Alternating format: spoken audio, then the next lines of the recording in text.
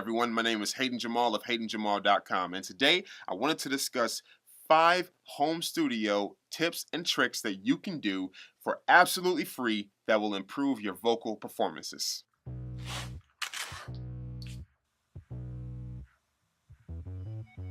So the first tip that I offer you, and please do not laugh at me because it is very unorthodox, at least to me, is that I actually go ahead and drain all of the saliva out of my mouth, depending on the record that I'm actually recording.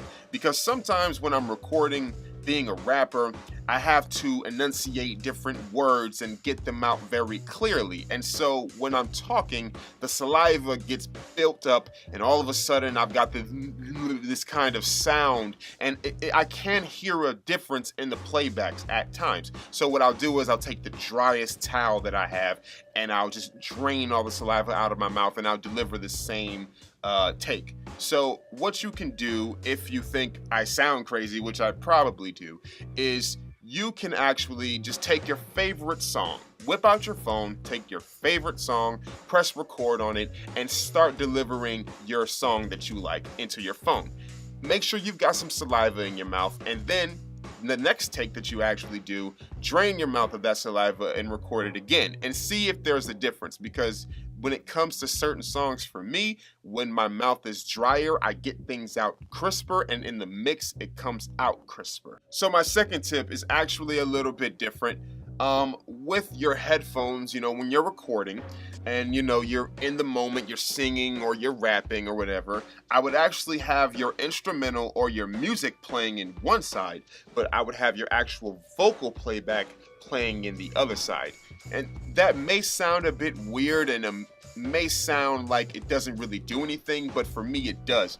This way I'm actually able to get the music coming through here, but I get the vocals coming out here, so that when I'm actually rapping or when I'm delivering, I get a very clear idea of what's actually being put into the microphone. So if I need to put more energy or effort into it, I get a really good understanding of it. It's just something that has helped me over the years. Try it and see if you like it. Third tip, which is something that I've started to adopt just very recently, is recording multiple takes of the same song.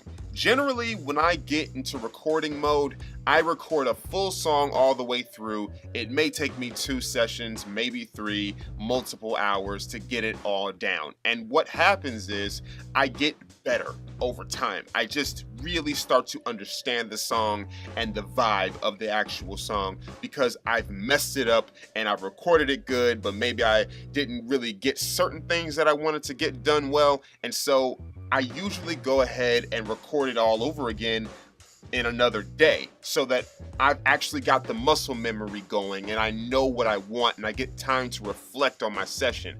This really has helped me a lot in my vocal recordings, and I think you will get better vocal performance out of it. It's just another form of rehearsal, but I think that when you go through the entire record, recording it all the way through, you get the vibe, you get everything that's supposed to come out of the record because you've recorded it all the way through. I hope that makes sense. And let me take my headphones off for the 4th tip, because the 4th tip would be recording completely dry. No reverbs, no echoes, no nothing. I want you to completely record dry, because what this is doing is giving you a super duper accurate understanding of how your vocals are sounding. Some people like to put in a little reverb just to kind of give themselves the energy, but no, you be the energy. You drive that actual record. Don't allow the mix to do it, because if you are going to go ahead and power that record, then by the time the mix comes around and by the time they add the reverb in, it's going to be so much better. So record completely dry.